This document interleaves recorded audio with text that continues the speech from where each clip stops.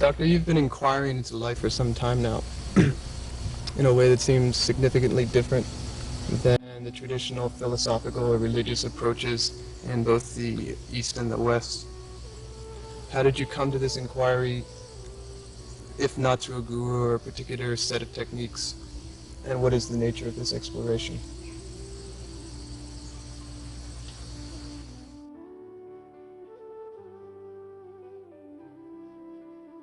Technique is necessary, and techniques would evolve.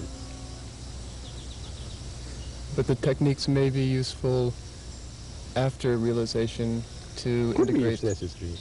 Could be if necessary. There is no bar, because you still need a technique for building roads, for building houses. You may need certain techniques to bring about healing. Certain techniques for materialization if you need to have some materialization done or actualization done. And I don't think there will be any problem, because in any realization or actualization, thought would be necessary. I don't think without the use of thought, intelligence can create anything material, anything substantial. So, thought is the mother of technique. So in what form thought is used, that is called a technique. But thought would still be necessary at any level to create. So how thought will be created, the technique will be small or big, complicated or simple. That has to be decided. Some techniques are better than others. There are certain simple techniques. You may not need very complicated techniques. But in the field of actualization or realization of this energy into the individual and social life, that actualization, thought would be necessary.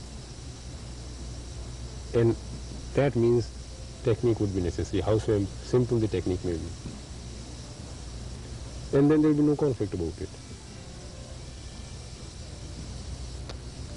There are in existence certain techniques that seem to be similar to this inquiry. They're the Buddhist Vipassana exercises of cultivating mindfulness, or the Zen technique of just sitting and looking. Is it possible to cultivate this awareness? Or is it possible through these techniques to bring about this understanding, this transformation? When you cultivate awareness through these techniques, the technique becomes important. Not the awareness, but the technique becomes important. And then technique becomes so holy or sacrosanct that you almost swear by the technique. You preach the technique. That becomes an article of faith.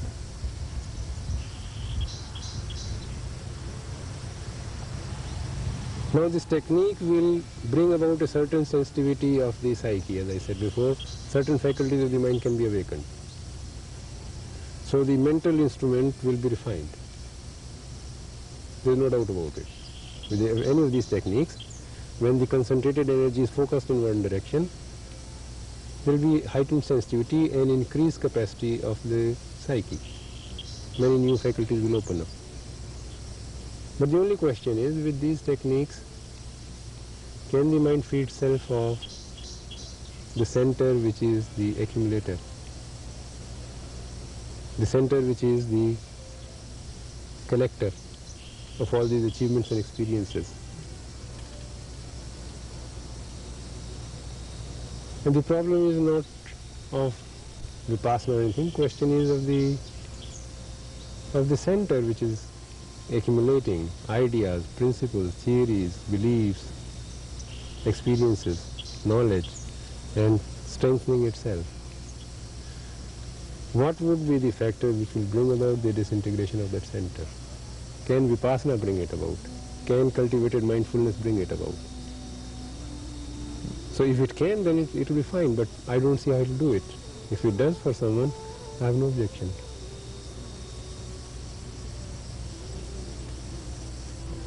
We're seeing now in the West many teachers coming from the East teaching Tantra, or tantric techniques. What is Tantra, and what is the use of male energy, female energy? How are they integrated? Tantra is actually a Sanskrit word which comes from two roots, tanu and tra.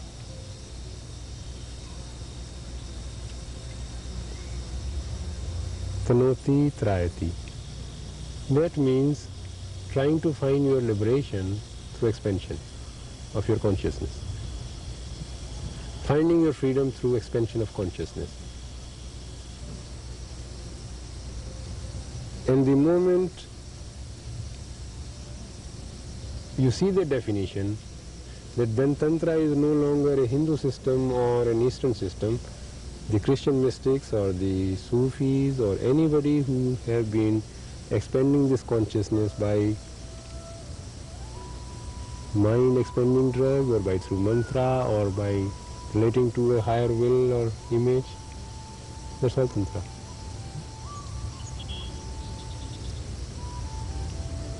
And therefore the Buddhists also have to incorporate it. So there is Buddhist Tantra, there is Hindu Tantra, and in Hindu Tantra there is Shaivite Tantra, there is Vaishnavite Tantra, there are so many forms. The basic question is expansion of consciousness, and through that expansion of consciousness finding your freedom. So obviously it is true that if you can expand your consciousness, relatively you become free.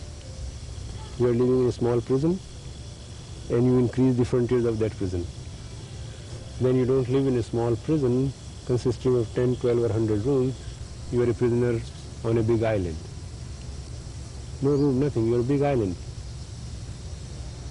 Thousands of square miles of island, you are a prisoner here. So your prison has expanded. To that extent that freedom comes.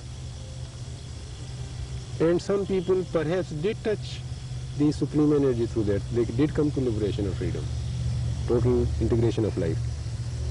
But one who came to it, when he started trying to communicate it through these forms, it could not be communicated. Because the recipient is looking for something else. He gets stuck up somewhere whenever he gets power. And in these, the use of symbols, the formulas is important. So whole of these magical rituals in the West is a form of Tantra.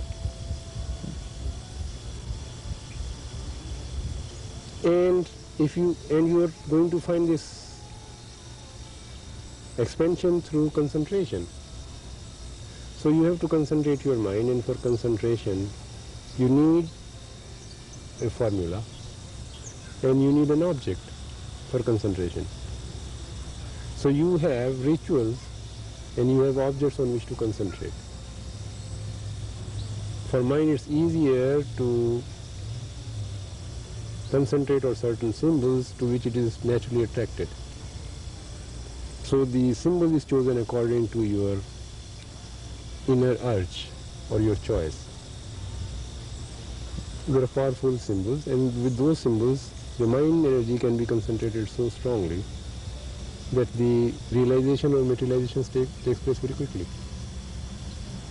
So the actualization takes place very quickly through these tantric techniques, the shortest way to come in to create reality. So through these tantric techniques you can bring about different levels of reality or actualization into existence. But same question arises, without the understanding of the self, without the understanding of the experiencer, all this achievement and actualization, realization amounts to nothing. It still creates division.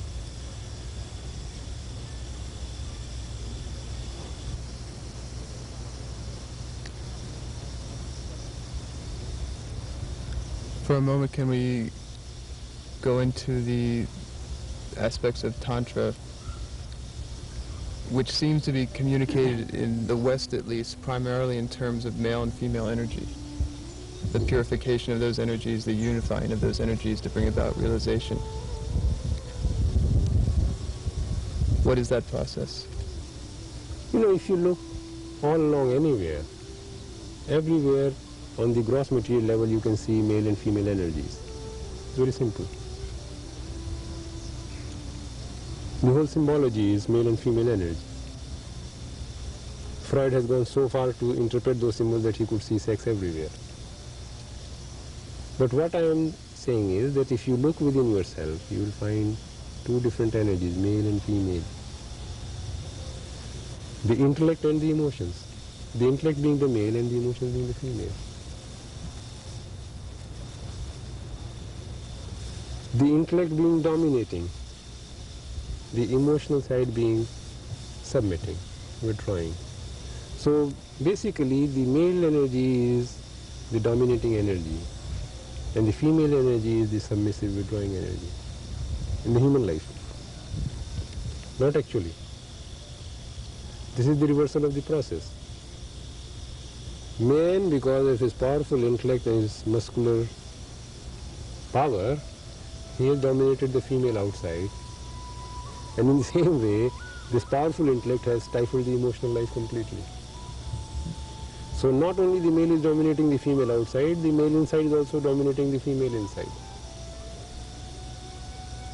Female is the creative principle which has not been allowed to express.